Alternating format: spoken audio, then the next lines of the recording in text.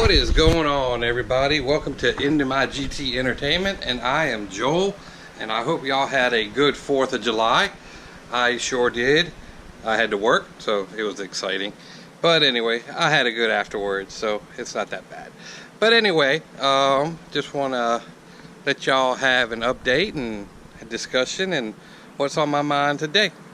So there is Electra, there is Ham, Satin, Ghost, Gray Beard, Gray Bush, I don't know what you want to call a car. But anyway, there's her car. And then over here, Brandon is missing at the moment. He's with Derek doing a video for his channel for tonight. Derek's car is down here, looking pretty good these days. I'm gonna go ahead and give y'all a little sneak peek of it, because he doesn't show everything that he does all the time. So there you go, he's got the bags in. Car is looking pretty hot at the moment.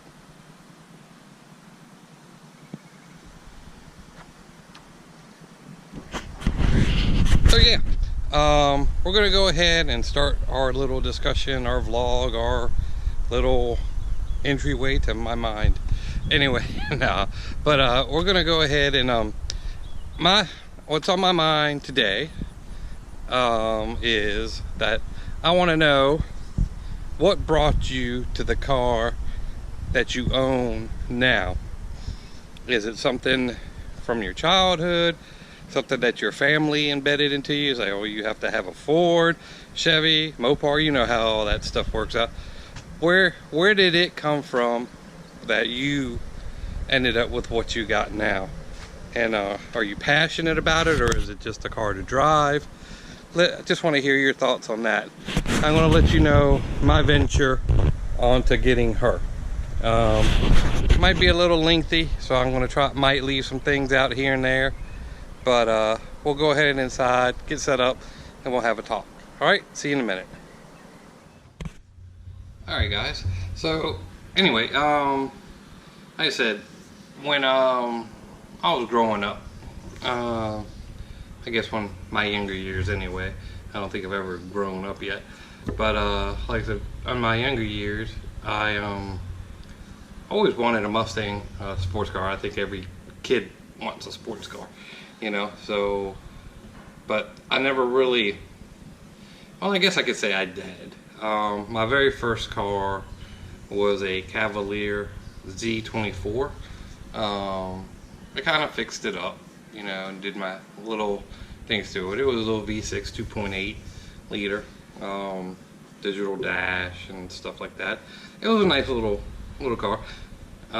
It was back in the day with roll-up windows. Don't know if y'all know about roll-up windows, but yes, you have to use the crank to open them. So that was one of my first cars. And the funny thing is, my family had only had Chevys or GM products, I guess you would say. My dad had a Malibu. He had a Duster. Well, I guess that's a Dodge. He had an Oldsmobile. He had a what the hell is it?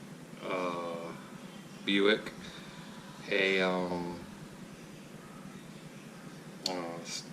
what is it? Can't think of what it's called.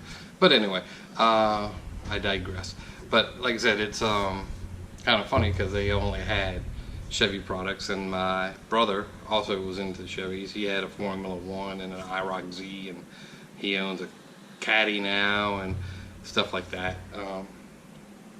But he's always wanted a Vet too, so we'll see where he ends up with that. But like I said, it's not that bad of a deal when with those cars that we had. But like I said, I always wanted a little something else. So in high school, or it might have been, I want to say it's right out of high school, saw an ad in the paper for a 90 Mustang GT. I don't know if you've seen the 90s or remember it, but they had like the turbine wheels that were possible to keep clean, but then the rest of the car looked like any other car from 90 87 to 93, they kept the same body style, just making little subtle changes in the interior.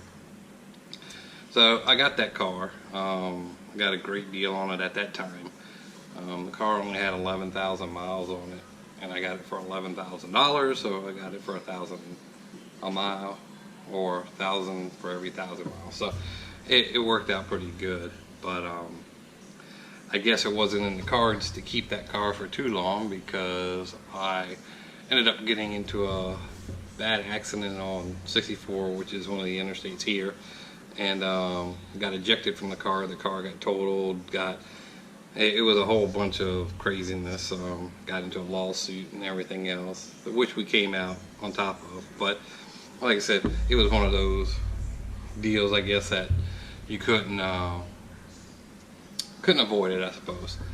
But that was the end of that car. So for a little while, I went back to the Cavalier that I owned, that my parents still had, and then after that, I went down to CarMax down here and got me a white 93 GT, and then that one I kept for a good while.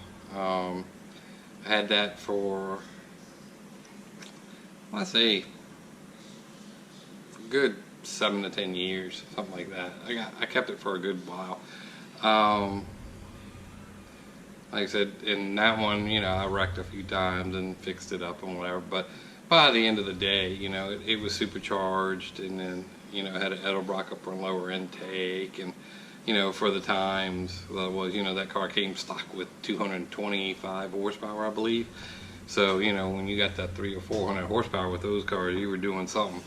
Where now, you know, you can get a little Kia Soul give you 300 horsepower, so it's kind of funny.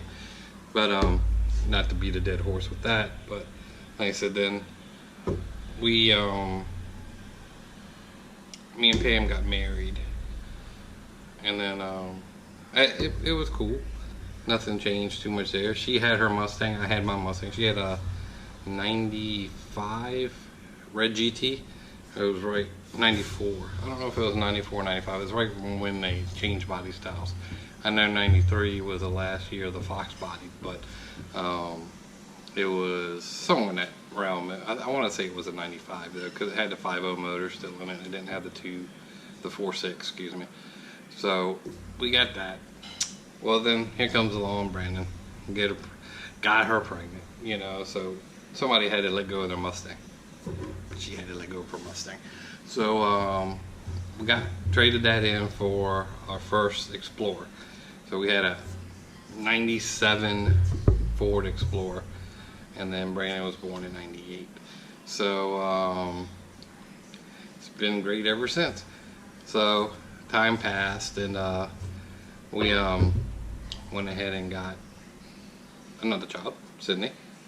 She was born in 04, so in 03 we traded in the Explorer and got the Expedition, which I still own.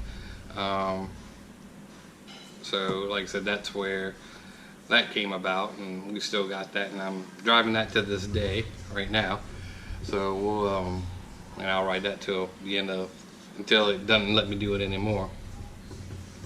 So we got that.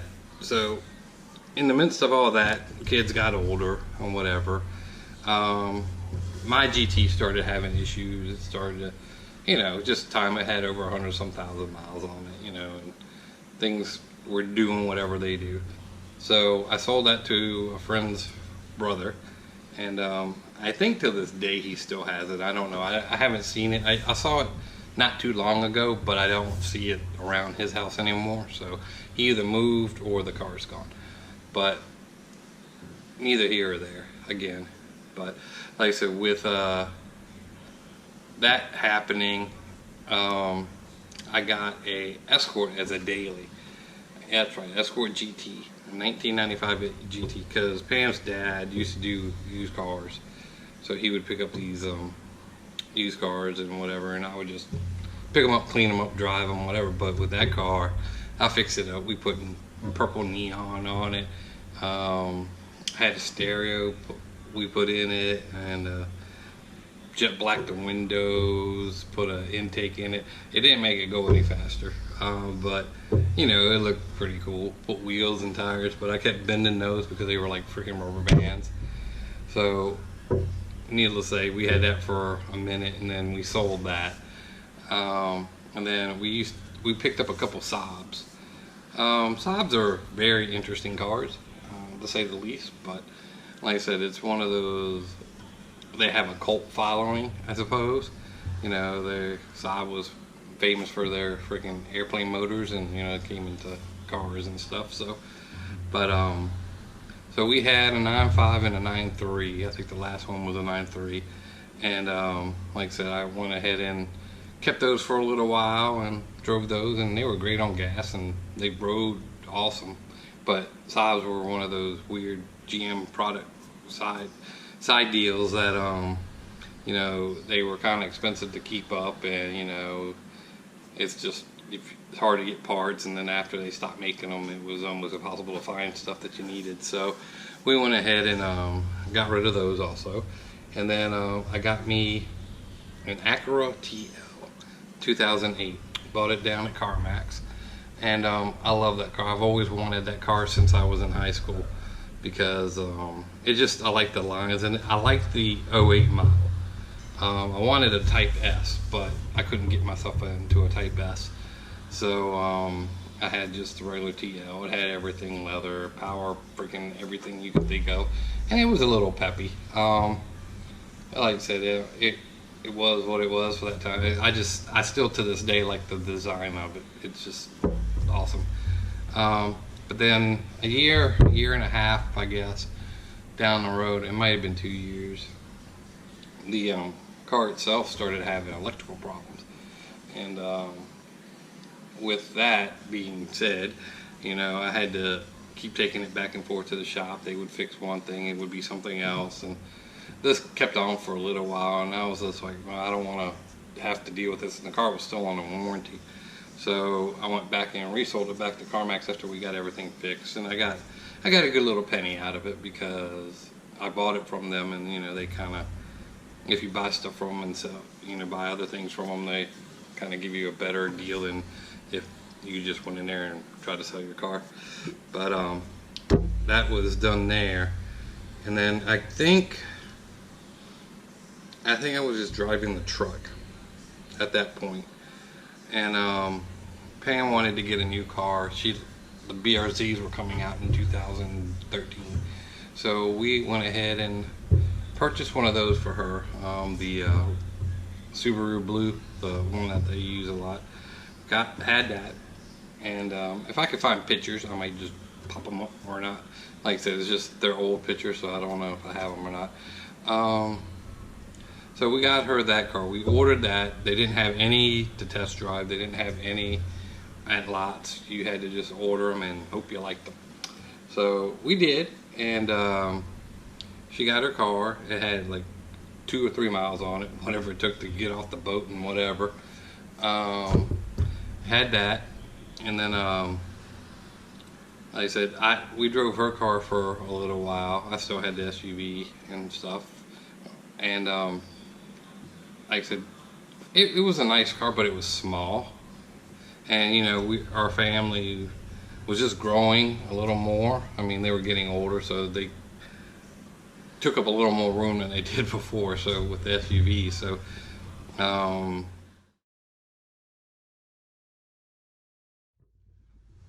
right, I'm back. So we went ahead and drove that around for the weekend, and we liked it, so we went back to the dealer. They hammered out the numbers and everything, and they gave me full payout for my car. So you got to realize, I just got the STI, so they paid that off in full to get me into the Mustang. So it wasn't no add-on or do this or do that. It was just straight trade right there. So I said, okay. So they paid that off, and then I just got the new loan for the Mustang. I had the car for about a week, and I kept reading it, and it kept saying that it was a California special, and I didn't pay no mind to it.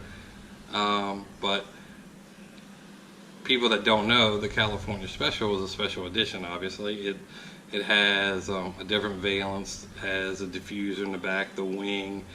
It has the Alcantara seats, has a leather with Alcantara. It has the it has the track pack, but it's not part of the track pack. It has the gauges and stuff, the upgraded cluster. The carbon fiber look-alike dash, and I want to say there's something else. The hood vents were painted black versus color-coded whatever the color of the hood was. And so we got that, and I didn't know that I got a CS at the time. I just thought I bought a Mustang, and well, they kept saying it was a CS, but I didn't know that there was a big difference in them at that point. So I learned that, and the reason why I was, when you get a new car, you start getting into looking at everything and whatever, and I noticed there was supposed to be stripes on it. So I didn't know there were stripes on my car. My car is the deep impact blue, and it had black stripes on it.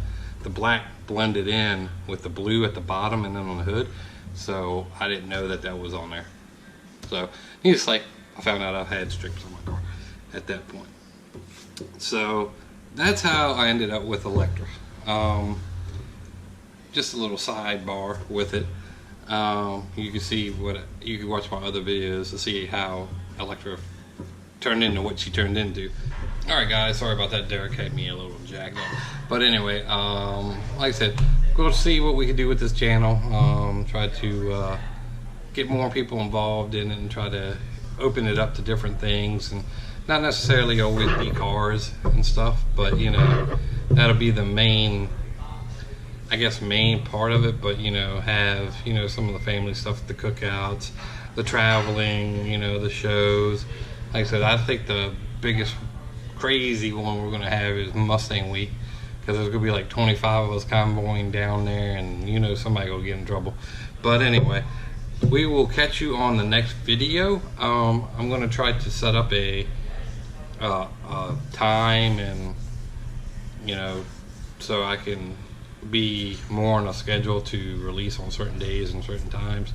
I haven't figured out quite what works out yet, but once I get that, I will let y'all know, and we'll catch you on the next video. And I appreciate y'all hanging in there and watching this, and being a supporter of the channel, and we'll catch you on the next one. All right, peace.